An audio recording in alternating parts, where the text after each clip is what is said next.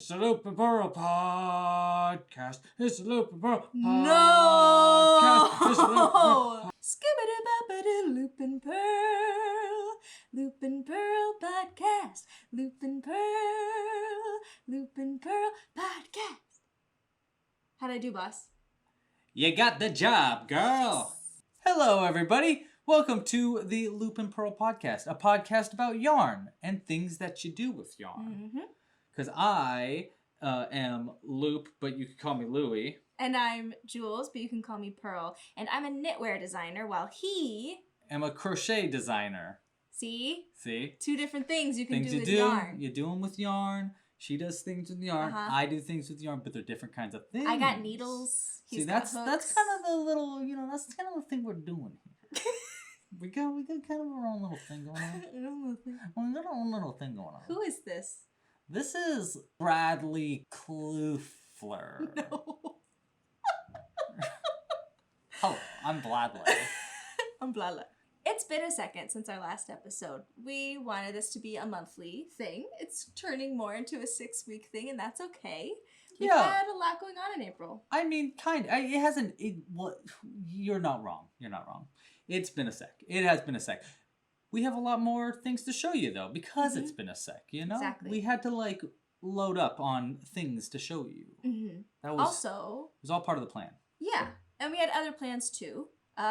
We decided to go on a vacation to Yosemite just this last weekend, and we figured, let's record after vacation when we are fully rejuvenated and can really focus on what we were doing. So here we are.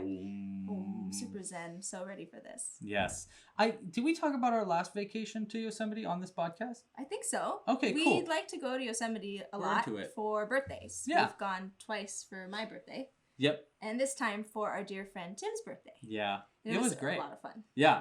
Honestly, it was the most incredible location for a vacation I think we've ever been in. Mm-hmm. Yeah. Yeah. I took some pretty great photos of the lodge that maybe we'll have playing now. Yeah. Just zooming by. Mm-hmm. A fantastic lodge that our friend rented, and circumstances changed and we were able to use it for Tim's birthday rather than the original plan. Yeah. It was a crazy cool place. There was a pool table that we use a lot. A beautiful view over just forests and forests a valley. and trees. Yeah, it was great. Yeah, I even have a picture of a buzzard flying by that was keeping us company. We had a lot of bugs, but they were outside, not inside. So that was great. Yeah, it was really relaxing. It was really what we needed. I mean, I'm sure we're not alone in saying that we've been kind of cooped up and not doing much of anything. But now that we're vaccinated. So we're good to go. Things are pretty great. Ready to hang out with friends. We are, if you are vaccinated too. Let's rock and roll. We got a lot to show you today. And you know what? I think a good place to start is, you see that over there? Right there. Right over there. Yeah, what is that? That is the Knitter's Nook. Oh, yay. That's me. Since our last episode, I have released a springtime, summery time top that I call the Elva Tee. Elva. And I called it the Elva Tee a long time ago. In a galaxy far away. In a galaxy so far away, where the original design idea had a very different sleeve that reminded me of mithril, elvish from armor, Lord of the Rings. From Lord of the Rings. Yeah. So Elva is derived from the word elves, and that's where that comes from. Even though the design has changed over time, I really love the name, so I decided to keep it. I'm going to lay this down on the table so you can see in our second camera view the top. Here we go. There it is. And pardon the little creases here. It's been folded up a bit. But this yarn is probably my favorite part of the design, other than the simple eyelet sleeves and the I-cord edging on the neckline. What I really love most is the yarn. And the reason why I love it so much is it's a bamboo mix in the yarn. Bamboo yarn is super soft. It's soft. It pills a little bit, and it has a beautiful drape like linen or cotton. It's a nice plant fiber that's not heavy like cotton, not super dense like cotton. It's a lot softer than linen, but it still gives you a little bit of drape because it does have weight to it. Right. Yeah, that makes sense. I think it's more wearable than cotton. And some would argue more wearable than linen, but I really like wearing linen. Anyway, so this is a mostly bamboo, some merino wool, and some silk blend in here. And it's a hand-dyed yarn from Cashmere Treats. And this is my first time working with her, Jessica, who owns Cashmere Treats. Is she local? At least when I met her, she was local. I think she might have moved away during quarantine. Mm-hmm. But I met her a few years ago at a farmer's market right outside of my day job. And I saw that she was selling yarn, and I had to introduce myself. I remember when you came home and told me about this. Yeah, I was so excited to meet a fiber person that especially out like in the wild. In the wild. Yeah. So I introduced myself, and she gave me her card, and I said I'd love to work with you in the future because your yarn is so beautiful. And a few years later, here we are. We have the Elva Tea, and she has kits available on her websites. So I will put a link. With all of our show notes. Yeah, so check out the show notes. By the way, if you haven't been accustomed to our podcast yet, we do put everything that we're talking about in this great big linked show notes thing that we build. So check that out. There will be a link on the top of the description, or I might even put it right in the corner of right now. Okay, right now in the corner. Click it. Show notes. Yes. The Elva Tea is available for purchase on Ravelry, Lovecrafts, and Payhip. And I just like it lots. I mean, what's not to like? It's so easy. Yeah, it's great. Oh, I should tell you about the love it. construction, shouldn't I? So it's knit from the top down, and you first knit flat to make some short rows to shape the back neckline to be even, versus like a scoop neckline in the front. You want it flat in the back. It adds some length to the back of your piece. And you make these increases along the raglan sleeves here, while simultaneously doing some pretty simple eyelet lace patterns on the sleeves. And eventually you join in the round, and you work the piece in the round all the way down the body, and you can make it as short or as long as you'd like.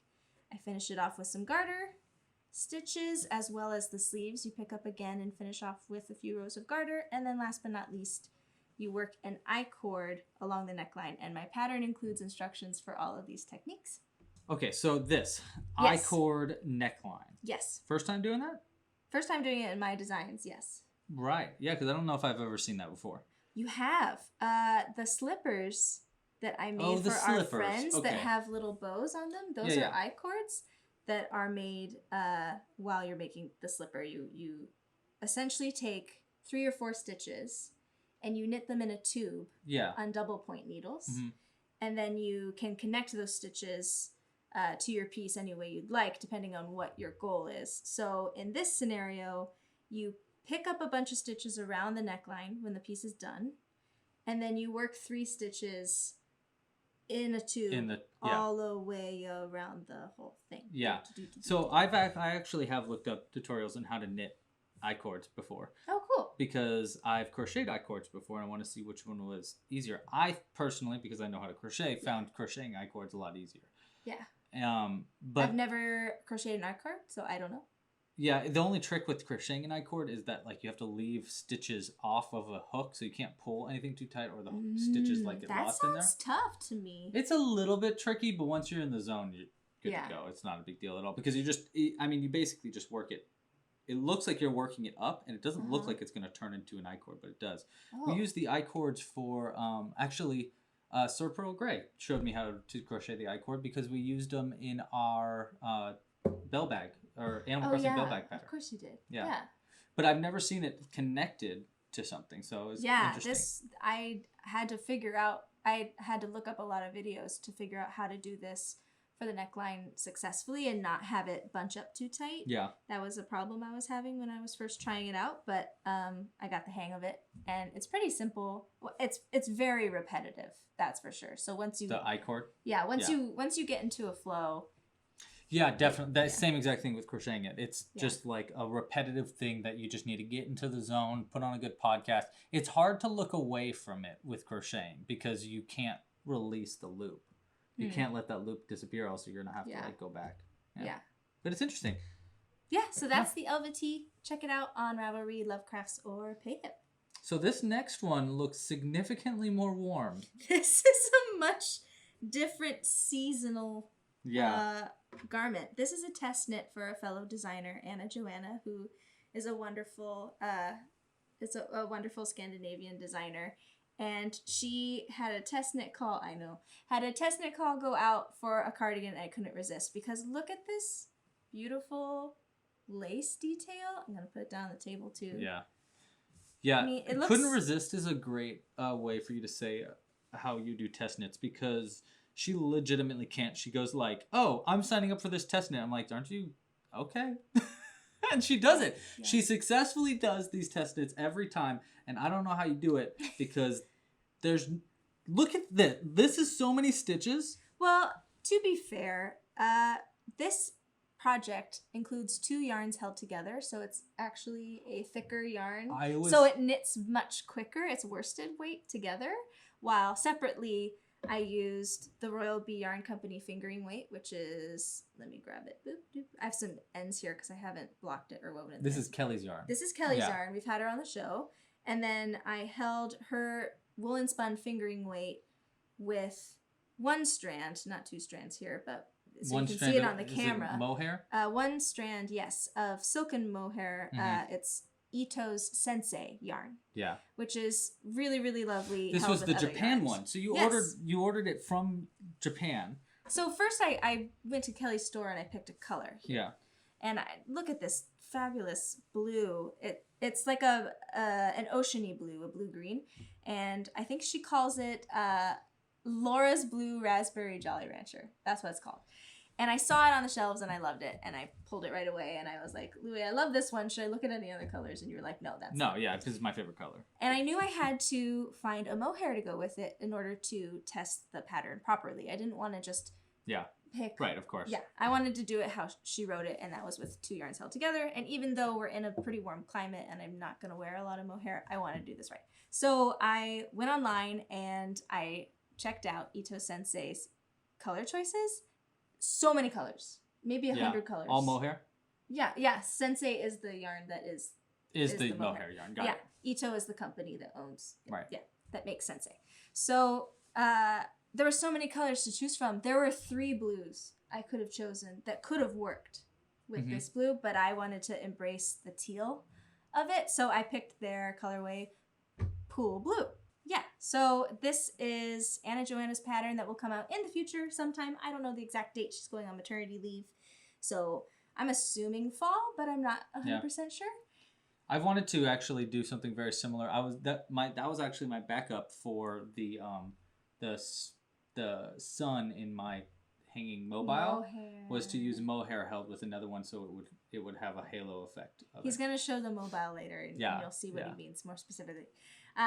So I'm going to block this and weave in all the ends and take photos later. It's not quite blocked. And when I block it, it won't curl so much on the inside. And I'll be able to put 12 beautiful buttons to match. Beautiful buttons. That's my favorite part. Button shopping. You get to find good buttons. I love buttons. Yeah. So this pattern is called Rauta, in case you're wondering. Rauta. Jules? Yes? What do we have here? We have some fancy yak yarn that I bought. Yak? It might be the fanciest yarn I've purchased. Really? Yak is not cheap, and it's very nice, and you should really thank me because this yarn is going to turn into a sweater for you. Ooh, I'll believe it when I see it. Well, you will see it because I will finish. Yeah. And it will be wonderful. It just might take a year or so. At least as far as last sweater. This one's different because it's another test knit. I have a deadline. Oh, a deadline. That should speed you up a little bit. You're going to have a sweater by fall, and it's going to be made out of this yarn. And this is yarn by Dells, in case you're wondering. They heard it, so it's proof. Yes. It better be done by fall. Yes. Okay. Well, I signed up for a test knit for Vincent, who is the owner of Yarn by Dells, or Designs by Dells also. So he makes his own yarn, and he designs... This is his yarn also? Yes. Wow. Dyed by Dells is his yarn company. My apologies. Dyed by Dells and Designs by Dells. And this is his yak sock base. And he has a pattern that will slowly gradiate from this color to this color within the sweater. And that's all I'm going to say. Okay, cool. I love that. Give a little hint. Let's see what it turns into. A little teaser. Yeah, we'll see it grow throughout the next episode, maybe. Next episode, maybe. Maybe. We'll see what happens. Maybe. I have a lot to work on because I have 2 upcoming designs. Well, show us what you got. Well, I showed you this work in progress last time, and now it's done. Okay. This was yes, you did. I remember. Yes, this is the. Because we talked about the colors. Yes, this is the what I'm calling the So Very V-neck. Because I think So Very is funny and it works with. V-neck. And I distinctly remember a delivery that has to do with this. Yes. So let me explain. Okay. This is a prototype, and I used Sorella DK yarn, classic DK for this, as well as some local yarn contrast that doesn't, it's a sport weight, it doesn't quite match the DK weight, but I was trying something out with the V-neck, so I didn't really mind the difference in gauge. So for the official pattern, I wanted to find a local designer that had yarn that dyes up like this, really colorful, short repeats of colors within it. Yeah, and then something else that contrasts. Yeah, and have 2 colors from that dyer. So the first person I thought of was Nina from Speckled Finch Studio. I've worked with her before twice now, and this will be the 3rd collab. So that's the yarn you saw. You saw that's her who bouncy DK. Yes, and Nina watches the podcast. Nina she said so. So podcast. hello, Nina. Hi, Nina. She's actually right there. I can see the top of her head. She's our neighbor. Yeah. So anyway.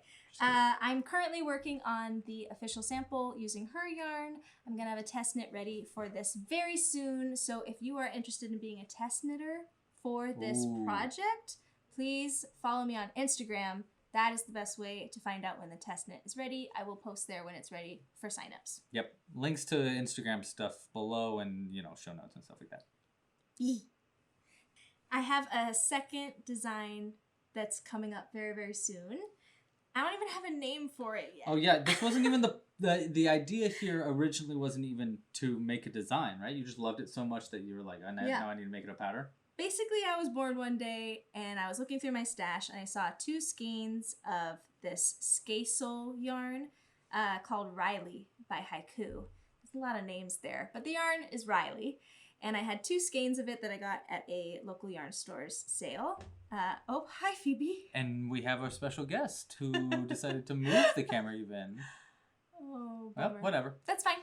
What was supposed to be an experiment of a top-down yoke top with eyelets as the increases. Here, I'll lay it flat so you can see on this camera. All these holes. Oh, I love it. Yeah, so they all even together. This was supposed to be an experiment. And I ended up loving my experiment so much that I wrote the pattern. It's a strawberry.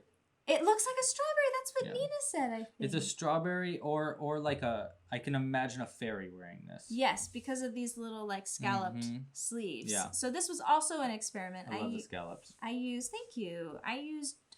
German short row technique to make these scallops. Yeah. And I have them both on the bottom hem here and the sleeves. And actually, something we were talking about when you were designing this was these were curling up quite a lot before you blocked them. Yes. And I personally like them curled a lot more.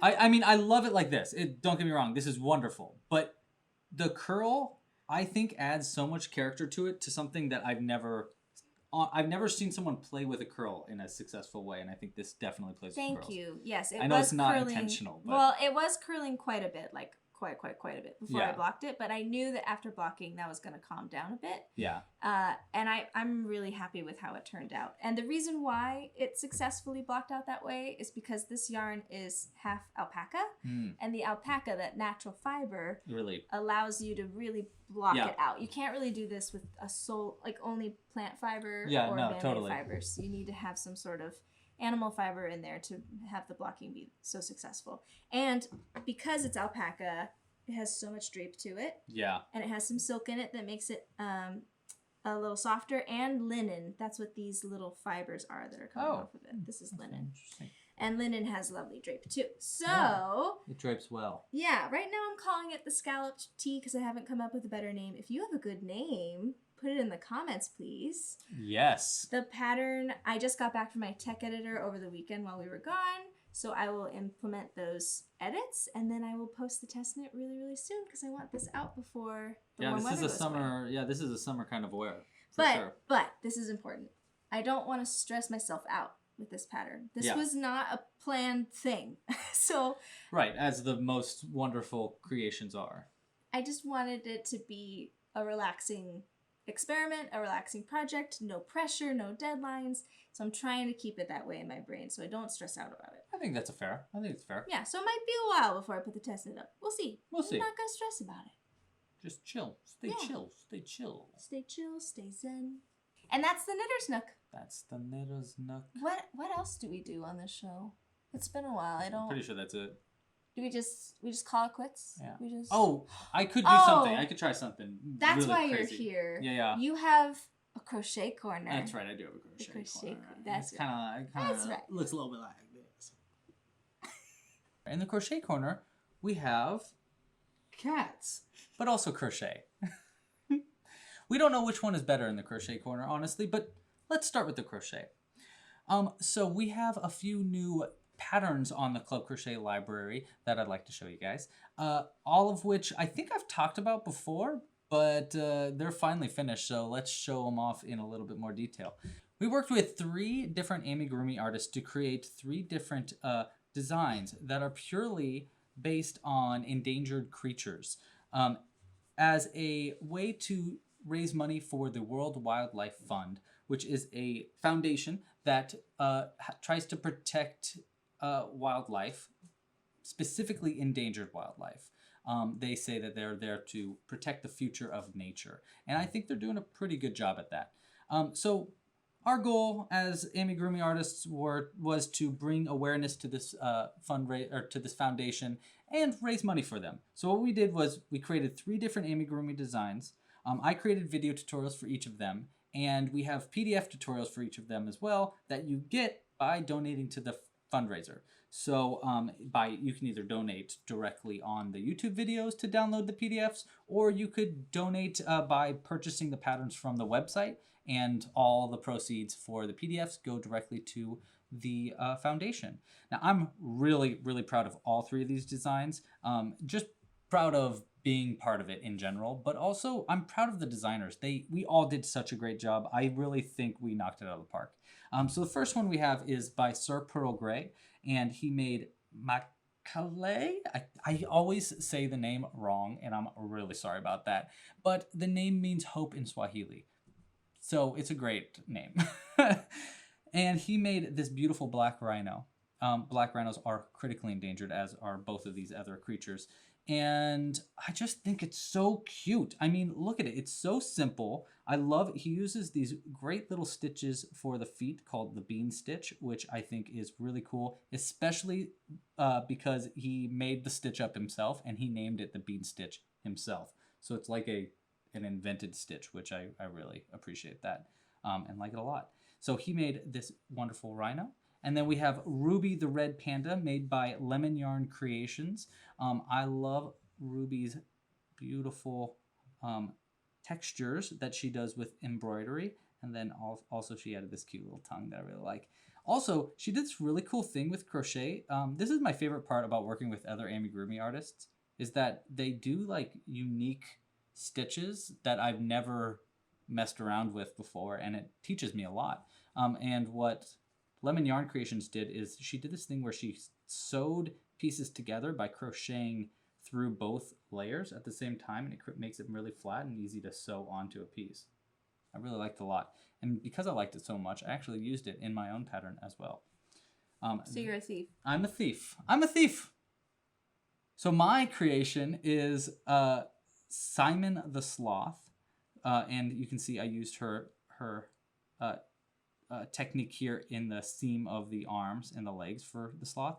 And what I really like about Simon is that there are mini magnets in all of the hands, so they all stick together, and you can he can actually hold on to things. Not only can he just like hold on to anything long enough for him to hold on to like that, but he can also hold on to anything metal. And yeah, I just love him. And he even still looks cute sitting down. That was not the design. The design was originally for him to actually be hanging from a what are those called? Help me out. Curtain rod. Curtain rod, to help them hang from a curtain rod. I really like it a lot. So yeah, these are our 3 designs. There are video tutorials for each of them. The video tutorials are totally free to watch, but if you really like the patterns, I highly suggest you donate to download. It's for a great cause, and the pattern writers would really appreciate it too. Also, there are kits available for each one of these, and a portion of your kit sale goes to the World Wildlife Fund too. So altogether, it's for a good cause. 3 great patterns. You should check them out. I'm very proud of Simon here.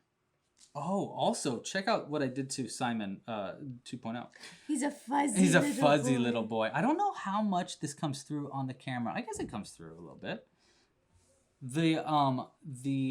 What I did was I took a cat brush and I brushed out this one. These are both made with the same wool, and I just brushed out one of them. I think if I threw it into the wash too, it would really felt and turn into like a completely different thing. I don't know what would happen to your stuffing. I think you'd need to do that. You think the stuffing would come through it? I don't know what would happen to your stuffing. I don't know if it's washable. Yeah, that's interesting. I mean, the cool thing is I have a bunch of these, which is why I was so comfortable with brushing this one out, because I was like, let's see what happens. So it might be a fun way to test the limitations of felting wool. I don't know. Well, we should do some research first before throwing it into the dryer or washer. Yeah. Don't want to set anything on fire. Well, yeah, that's probably a good point too. But yeah, I love it. I want to try brushing out more crochet to make more fuzzy things. I used to do it a lot in the past when I was making more monsters, so I'm glad I got to try it out again, especially with a yarn I never tried to brush out before. But yeah. And then next up is my selfish crochet, and this was something that I actually made this weekend on our trip to Yosemite.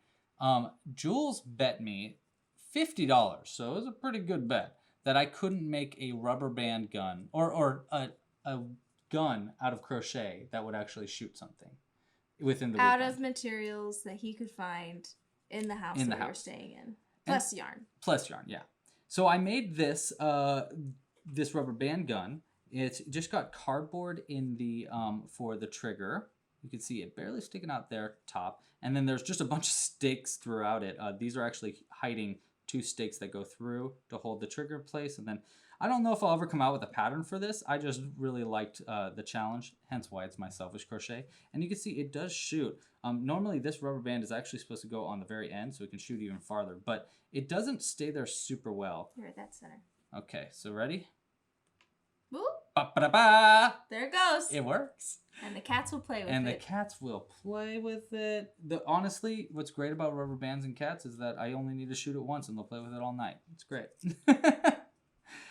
So I'm really proud of just being resourceful for this project. And yeah, I think the design is okay, but the functionality is there, so it works. And that's all the bet was about. Yeah, that's true. That's all the bet was about. It's not about making it look good. It's about making it work good. So that's my selfish crochet. Next up is my upcoming designs. And I decided to go back into my rough drafts and finally finish up this pattern that I've been working on for a long time for octopi and squid. You can see him right here. This guy's got a little hat on. We got another one right here, pink squid. And there's this little octopi with a little sailor hat on. The reason they've been in my rough drafts for so long is because they are really hard to design because it's all made without any sewing. So it looks like things are sewn on. I mean, the hats are sewn on, obviously, but the octopi and squid themselves, these are all made with no sewing whatsoever. It's all made in just one piece, which clearly took some designing and some thinking to make happen. I'm very, very proud of it, and I'm still working on how to best explain how to do certain parts of this, especially with the squid, with this fin that goes around along the top of it. It's really tricky. It's a tricky thing to explain in crochet because you need to go in exactly the right spots, but it's like these aren't technically stitches to work into. It's body stitches, and I don't know. It's a complicated pattern to do. I'm very excited to finally be coming out with it. And so I'm doing it as not only a new pattern on the site, but this is also going to be the kit for next month as well. What I'm going to do is make your own squid or octopi and choose your own hat. So you get to make an octopus and choose what kind of hat you want to put on it, and then crochet it together. I think it's really cute. Do you like them? What do they remind you of? Specifically in a video game. What? Yeah, what video game did these guys... Well, they look like the octopus in Mario, but the hat throws it off. Oh, well, yes, they do look like the squid in Mario. What is this? Does this octopus remind you of any character in another Nintendo game? No. It's heavily inspired by the Octoroks from Legend of Zelda. Oh. Yeah, you see him shooting you from afar. Yep, this does look like the squid from Wind Waker Mm-hmm. that pops up. Yep, Yep. Totally. I see now, but he didn't have the hat. Yeah. Didn't have the hat. He didn't. He forgot his hat in the game. It was supposed to be there in the game, I'm pretty sure. Is this a sailor hat? That is a little sailor hat. This should have been in the game. Should have been. Honestly, it should have been in the game. That's a wonderful ocean-themed game, actually. So these are the upcoming designs for the website. The octopus should be a free pattern coming soon, and then the squids will be an upgradable pattern for members because they do take a little bit more explanation to make. So yeah, they'll be out very soon. Keep a lookout. Make sure to subscribe, all that fun stuff, video tutorials and all that. What I think I really like about these guys most also is that they're all so customizable. I forgot to mention that. They're like all the tentacles can be either pointed or round. The face can be in any place along the body. So you can see this guy's face is a little bit higher than that one's. And they can even go all the way down to the ground. So there's a lot of customization that comes with these squid and octopi that I'm really stoked for. Yeah, keep a lookout. And the very last thing, which is good that it's actually becoming sort of dark now, is I get to show you the baby mobile that I've been working on. Oh gosh, and Jimbo is all about Of it. Of course he is, because it's got a bunch of hanging things from it. So it's not like completely... Can I turn it on? Yes. So it turns on. There's different lights in each section. The sun obviously glows. And then also all these, the stars along this all light up as well. And when you turn it on... I don't know if you can hear what song it is. Oh, it ran out of juice. Here we go.